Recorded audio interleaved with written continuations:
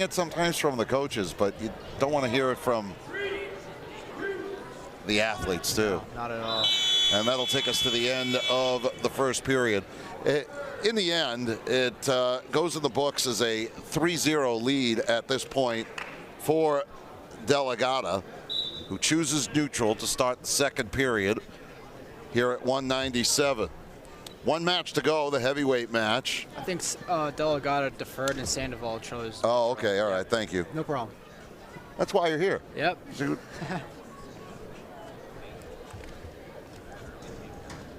Just back to battling in the ties.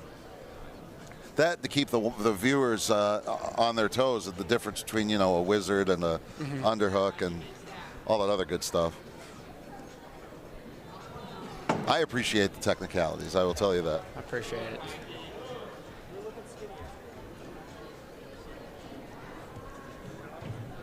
Now the next media timeout, they said I just heard from upstairs that you and I go out there and demonstrate some of this. Oh, really? Yeah, yeah. It's part of your rehab.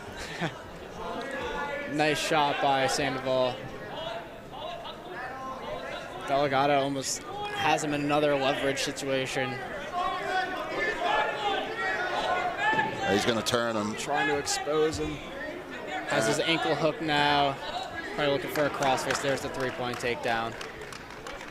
Brings it to 6-0 in favor of Delegata. Really no question there. Has a belly to back, right? Trying to drive that right shoulder into the... Has his right leg in, yeah. Drives him over. Now he's looking for near fall here. Yeah, he's going to get him. Yeah. He's got him turned. It's tight. It is. Sandoval's in trouble.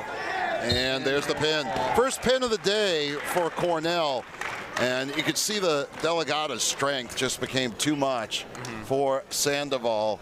And it goes in the books as a pin with 20 seconds left in the second period. And solid win for Delegata. Yes. So, final match of the day, Ashton Davis and Alex Semenenko for Brown in the heavyweight division.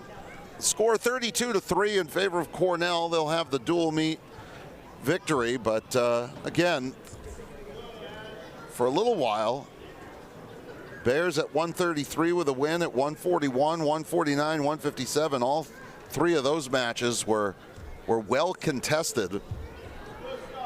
And the 65 and on has been a little bit more of Cornell's bread and butter here tonight.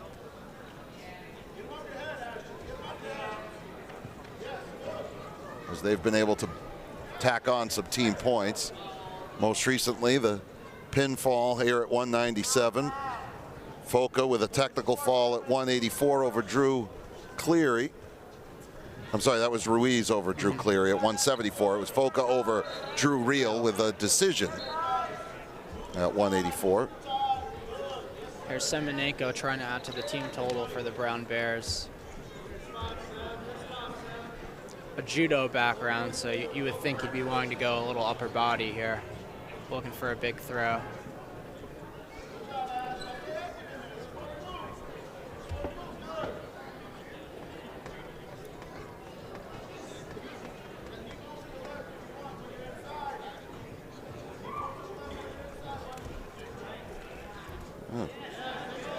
That little head slap there did Semenenko. I don't think it was the intention, but I heard it over here. Yep.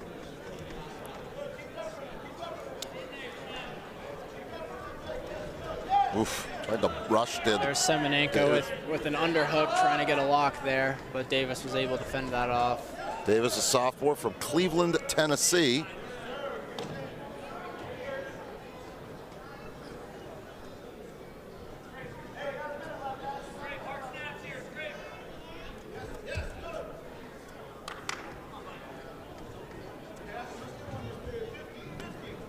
Semenenko from Brooklyn, New York.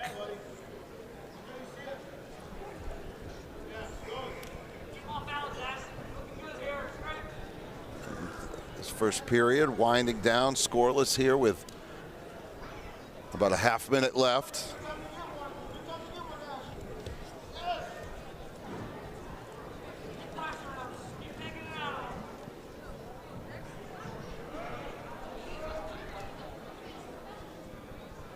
There's a lot of waiting for these two heavyweights. Yeah. This is a dual meet that went a little bit long, I think, you know, with most of the matches going the full 3 periods. We only saw the one fall. A couple matches, especially that one at 141, had the blood delays. Yep. 49 went into overtime. So it's going to be a short turnaround. Again, the second match between Brown and Binghamton, which is supposed to start at 7:30, doesn't look good for a 7:30 start. That match is going to start at that duel is going to start at 1:49. This one did start at the basement, went all the way up.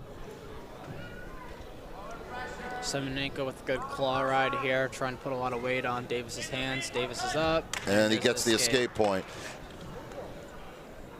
So often you see when these matches are a little bit more deliberate in terms of pace that the escape points from the start of the round each period, they sometimes are the difference. Yeah. I mean, I've seen a couple of matches where one escape can sometimes be it. Mm-hmm. I mean, riding for 2 minutes is hard, don't get me wrong, but it's I've seen it done.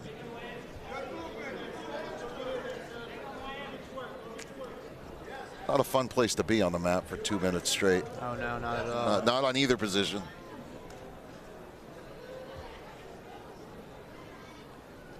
I didn't really have that problem, Jonathan. Well, if I were down there and it was 2 minutes, chances are my shoulders were on the wrong side. And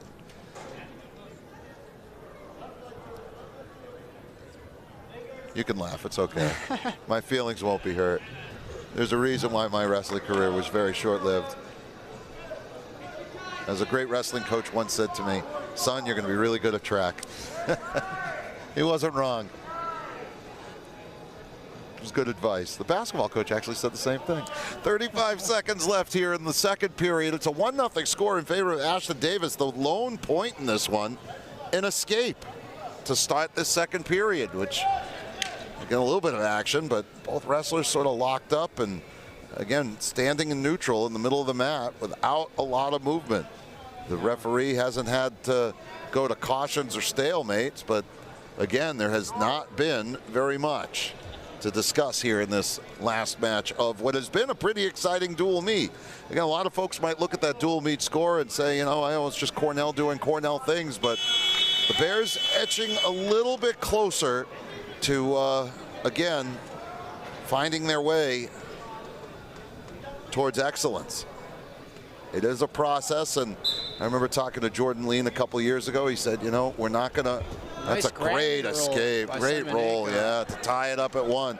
So, you know, we're not going to excuse or make excuses for the standard. The standard is going to be the standard. And, you know, Cornell has been the gold standard. I mean, they've been a top 3 or 4 team at the national level for the last several years, which is proof that you can come out of the East and be pretty successful when you get the right formula.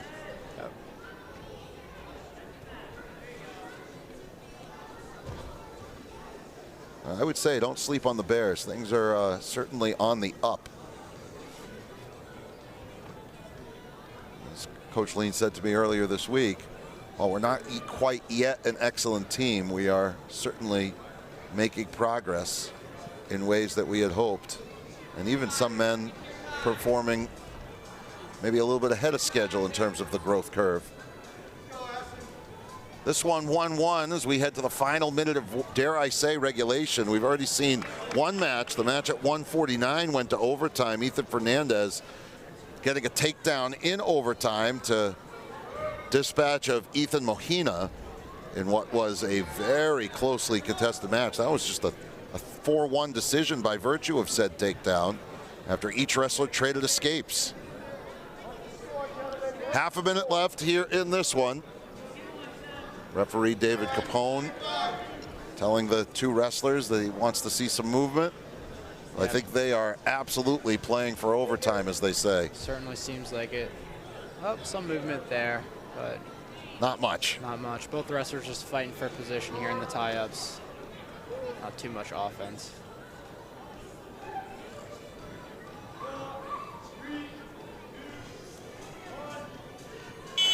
And let's see what overtime brings here at the 285-pound weight class.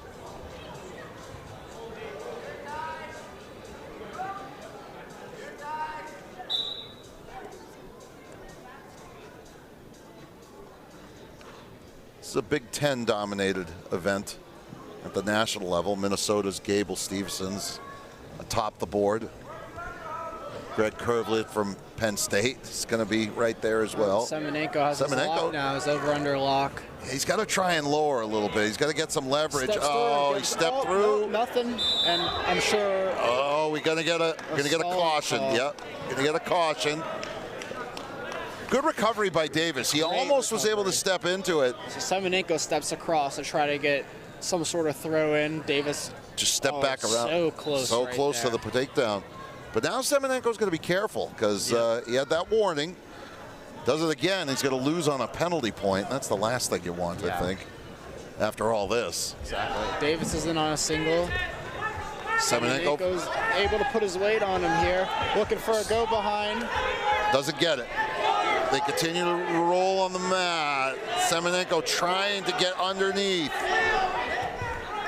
And does he get it? And not yet. What a scramble. Davis back in on the single. And there it is. Wow.